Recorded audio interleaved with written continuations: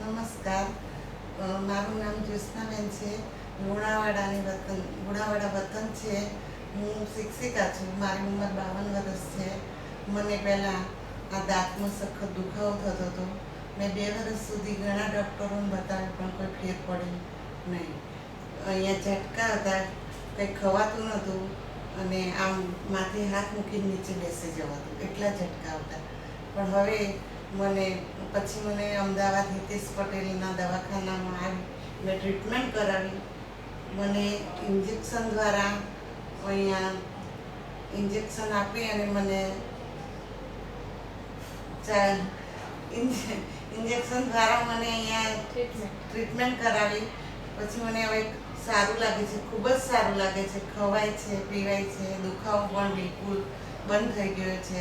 હવે આ હિતેશ પટેલનો ખૂબ ખૂબ ધન્યવાદ.